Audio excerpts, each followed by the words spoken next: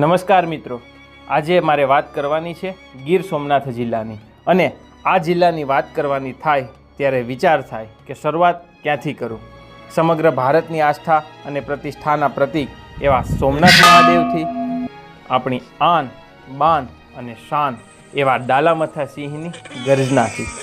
એટલું જ નહીં, આ ભૂમિ એટલે ભગવાન શ્રી કૃષ્ણના દેહ ત્યાગની ભૂમિ, પિતૃ મોક્ષના સર્વોત્તમ સ્થાન એવા પ્રાચી તીર્થ ક્ષેત્રની ભૂમિ, ફળોના રાજા કેરી અને તેની પણ ઉત્તમ જાત એટલે કેસર કેરીની ભૂમિ।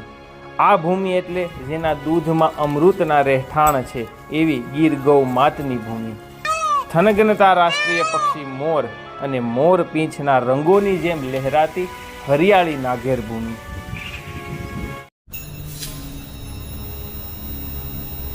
15મી ઓગસ્ટ 2013ના રોજ તત્કાલીન મુખ્યમંત્રી શ્રી નરેન્દ્રભાઈ મોદીના હસ્તે 7 નવા જિલ્લાઓની જાહેરાત થઈ।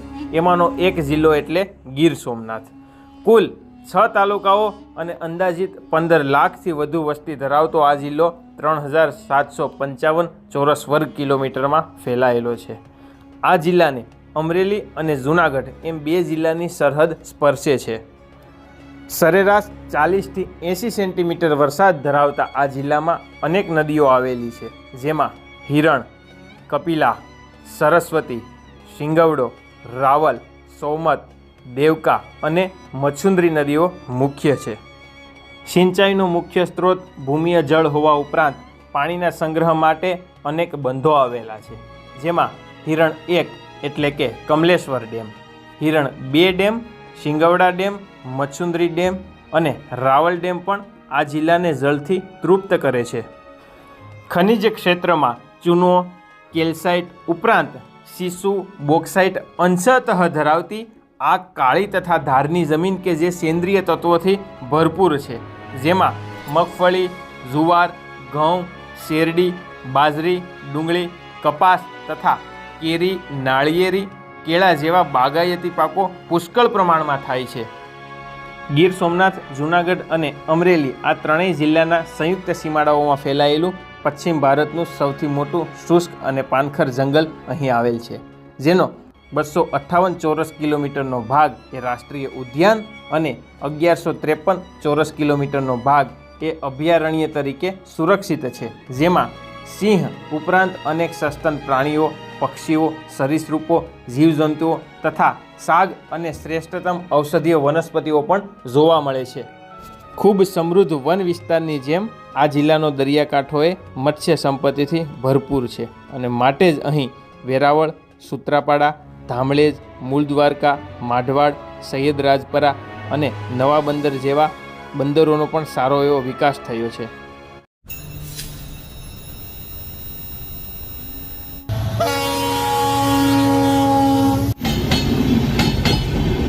આઝાદી પછી મળેલા યોગ્ય શાસકોના પરિણામે આ જિલ્લાના ગામડાઓના રસ્તા સારા એવા વિકાસ પામેલા છે। સાથે સાથે રાષ્ટ્રીય ધોરીમાર્ગ 51 એટલે કે NH51 દ્વારકાથી ભાવનગર એ ગીર સોમનાથ જિલ્લામાંથી પસાર થાય છે। આ વિસ્તારનો ઔદ્યોગિક વિકાસ મધ્યમ રહ્યો છે, છતાં ઘણા બધા એવા ઉદ્યોગો આવેલા છે કે જે સ્થાનિક લોકો માટે રોજગારીનું નિર્માણ કરી રહ્યા છે, જેમાં આદિત્ય બિરલા ગ્રુપની વેરાવળ ખાતે આવેલી ઇન્ડિયન રયોન ફેક્ટરી, સૂત્રાપાડા તાલુકામાં આવેલ સોડા એશ તથા સિદ્ધિ સિમેન્ટ પ્લાન્ટ, કોડીનાર ખાતે આવેલ અંબુજા સિમેન્ટ ફેક્ટરી અને આ જ ક્ષેત્રમાં શાપુરજી પાલોનજી ગ્રુપ દ્વારા નિર્માણાધીન જેટી અને અન્ય ઔદ્યોગિક એકમો એ આવનાર દિવસોમાં આ ક્ષેત્રના યોગ્ય વિકાસનો દિશા નિર્દેશ કરી રહ્યા છે। એક સમયે મધ્યાહને રહેલી અને હાલમાં ભૂતકાળ થઈ ચૂકેલી તાલાલા, કોડીનાર અને ઉનાની ખાંડ ફેક્ટરીઓ પણ આ ક્ષેત્રના રોજગારીના કેન્દ્રમાં હતી। હાલમાં તેનું સ્થાન નાના ગોળના એકમોએ લઈ લીધું છે।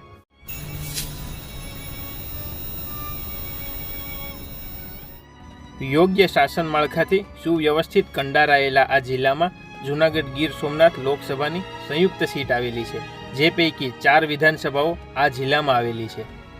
ઉપરાંત ઈણાજ ખાતે આવેલી જિલ્લા પંચાયત કચેરી, જિલ્લા કલેક્ટર કચેરી, પોલીસ અધિક્ષક કચેરીના અધિકારીઓ તથા કર્મચારીઓ આ જિલ્લાના યોગ્ય વહીવટની ધુરા સંભાળી રહ્યા છે। વર્ષ 2011ની વસ્તી ગણતરી પ્રમાણે 76.88% જેટલો સાક્ષરતા દર ધરાવતો આ જિલ્લો શૈક્ષણિક રીતે આજે ખૂબ જ ઊંચાઈ પર છે.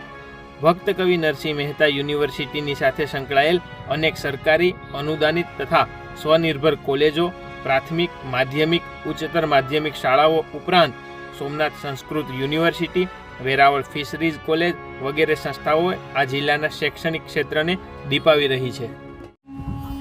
નમસ્કાર, હિસ્ટોરિકલ ગુજરાત ચેનલમાં સૌનું હાર્દિક સ્વાગત છે.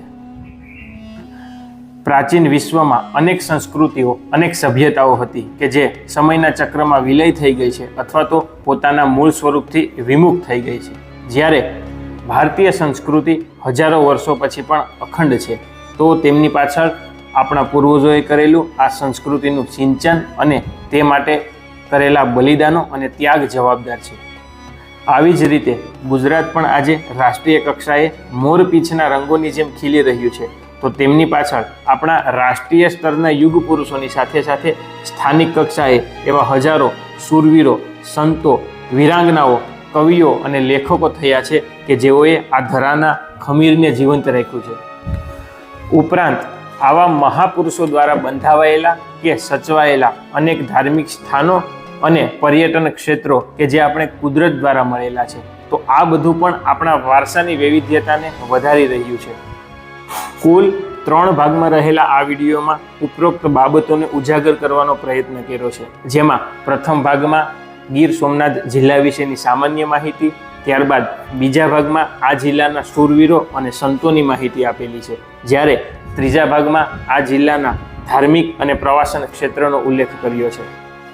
આપણા આ જિલ્લામાં 5000થી વધુ ખાંભીઓ અને 1000થી વધુ આવા ધાર્મિક ક્ષેત્રો કે આસ્થા કેન્દ્રો આવેલા છે. તો ઘણો બધો સમાવેશ કરવા છતાં પણ અમુક ઘણી બધી એવી બાબતો હશે કે જે આમાં રહી જવા પામી હોય છે. તો આવી કોઈ બાબતો કે આવી કોઈ માહિતી તમારા ધ્યાનમાં હોય તો મારું ધ્યાન દોરવા નમ્ર વિનંતી છે. આભાર.